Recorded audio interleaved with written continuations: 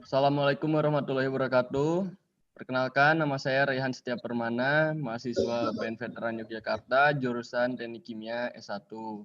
Di sini saya bersama dua rekan saya yang bernama Roni Adriel Simatupang dengan NIM mahasiswa 1211 60128 dan Anggi Permana dengan NIM mahasiswa 1211 60140.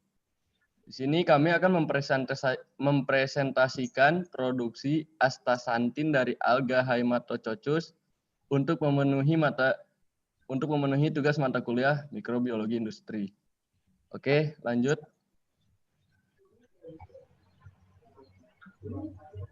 Mikroalga merupakan sumber daya alam terbesar dan terbaharui untuk penyediaan komponen bernilai tinggi bagi kepentingan di bidang perikanan, peternakan, kesehatan, farmasi, dan migas.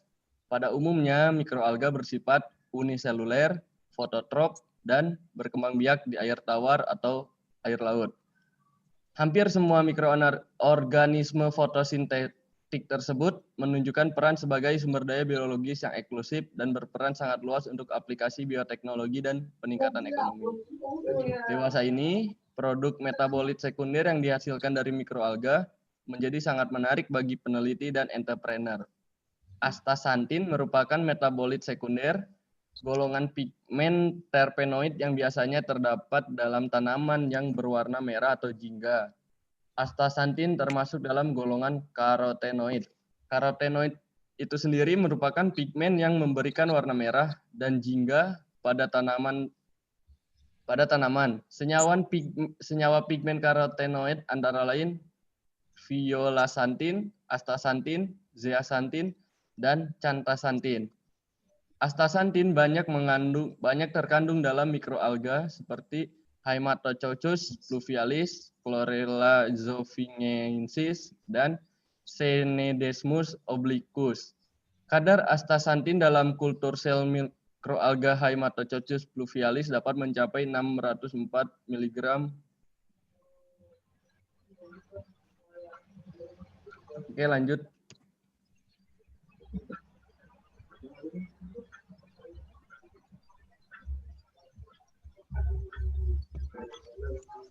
Astaxanthin. Astaxanthin merupakan karotenoid utama pada mikroorganisme akuatik seperti udang, kepiting, ikan salmon, dan lobster.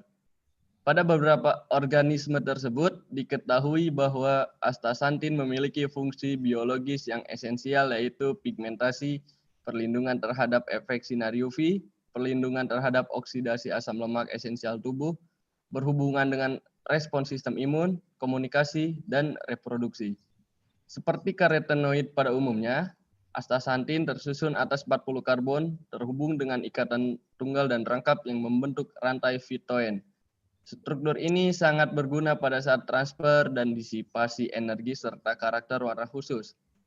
Rantai fitoen pada astaxanthin diawali dan diakhiri cincin ionon. Astaxanthin termasuk dalam golongan xanthofil karena memiliki oksigen pada cincin ionon, gugus hidroksi, dan keto memungkinkan astaxanthin mengalami esterifikasi dan menjadikannya lebih polar, serta memiliki aktivitas antioksidan yang lebih besar daripada karotenoid lain. Mungkin teman saya Roni Adriel bisa melanjutkan. Oke, selanjutnya ada algae Haematococcus pluvialis. Haematococcus pluvialis merupakan alga hijau uniseluler yang tergolong dalam kelas Chlorophycae, ordo Volvocales, famili Homotococcae. Haematococcus pluvialis dapat mengakumulasi astaxanthin hingga sebesar 4% dari berat kering, paling tinggi di antara semua organisme yang dapat memproduksi astaxanthin. Dengan demikian, Haematococcus pluvialis dikenal sebagai organisme penghasil utama astaxanthin yang merupakan produk komersil. Selanjutnya, ini ada proses produksi. Ada proses produksinya itu terbagi jadi 4. Yang pertama itu ada kultivasi green fase, kultivasi red fase, lalu induksi dengan salinitas tinggi menggunakan Fe2+ dan asetat. Lalu yang terakhir itu ada pemanenan.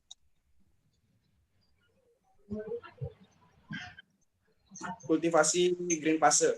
Kultivasi mikroalga merupakan salah satu teknik untuk menumbuhkan mikroalga dalam lingkungan tertentu yang terkontrol. Nah, kultivasi itu sendiri bertujuan untuk menyediakan spesies tunggal pada kultur masal mikroalga untuk pemanenan. Selain itu, faktor-faktor yang mempengaruhi pertumbuhan mikroalga, diantaranya itu yang pertama ada faktor abiotik. Faktor abiotik itu seperti cahaya, temperatur, nutrisi, CO2, pH, lalu ada salinitas. Yang kedua ada faktor biotik seperti bakteri, virus, jamur, dan lain-lain. Yang terakhir faktor teknik pemanenan. Kultivasi alga Haematococcus prolifilaris menggunakan wadah dengan air mineral, kemudian diberikan nutrisi dan aerasi, serta ditempatkan yang terkena matahari. Mikroalga telah mencapai kepadatan maksimal, dapat diinduksi untuk menstimulasi astaxanthin.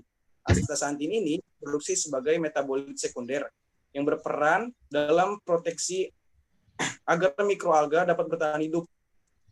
Induksi ini dapat dilakukan pada kondisi stres, yaitu mikroalga mengalami krisis nutrisi, terpapar radiasi, dan salinitas yang tinggi. Krisis nutrisi dapat diperoleh dari mikroalga yang telah mencapai kepekatan maksimal. Paparan radiasi dapat diperoleh dari berbagai macam cahaya. Sedangkan salinitasi tinggi dapat diperoleh dengan menambahkan berbagai zat kimia. Nutrisi yang diberikan pada mikroalga harus tersebar secara merata sehingga diperlukan homogenizer sebagai pencampur. Homogenizer yang digunakan adalah aerator yang menggerakkan media menggunakan aerasi atau gelembung udara. Mikroalga tetap dalam keadaan hijau pekat. Hal ini dapat disebabkan oleh rendahnya intensitas cahaya yang diberikan. Selanjutnya dijelaskan oleh teman saya Anggi. Ya, selanjutnya ini kultivasi red fase. Ini untuk menstimulasi mikroalga Haematococcus pluvialis agar menghasilkan metabolit sekunder yang ditandai dengan warna sel berubah menjadi merah atau terjadi stres dan memproduksi astaxanthin. Maka dilakukan penyinaran menggunakan lampu ultraviolet. Penyinaran menggunakan ultraviolet dilakukan di dalam inkubator sehingga suhu tetap stabil, berkisar 20 derajat Celcius. Setelah proses penyinaran dengan UV, mikroalga Haematococcus pluvialis diinkubasi kembali dalam ruang dengan suhu 23 derajat Celcius sampai 24 derajat Celcius. Pada waktu inkubasi lanjutan dilakukan dengan dua perlakuan pencahayaan, yaitu pencahayaan pada satu sisi dan dua sisi, sehingga memberikan intensitas cahaya yang berbeda, masing-masing 2.750 lux dan 5.000 lux. Dan selanjutnya itu tahap ketiga itu induksi dengan salinitas tinggi menggunakan Fe2+ dan asetat. Metode ini menggunakan Fe2+ dan asetat dalam natrium asetat. Fe2+ ini digunakan untuk meningkatkan biosintesis karotenoid dengan membentuk radikal hidroksil. Gabungan Fe2+ dan asetat dapat meningkatkan pembentukan hidroksil dalam biosintesis, sehingga astaxanthin dapat disintesis lebih cepat. Nah, yang terakhir ini adalah pemanenan. Pemanenan dalam tahap kultivasi dapat dilakukan pada saat terjadi kepadatan maksimal. Pada mikroalga, hasil induksi diperoleh biomasa berwarna jingga merah cerah yang menggumpal. Terima kasih, sekian dari kelompok kami. Jika ada salah kata, mohon maaf. Wassalamualaikum warahmatullahi wabarakatuh. Waalaikumsalam warahmatullahi wabarakatuh.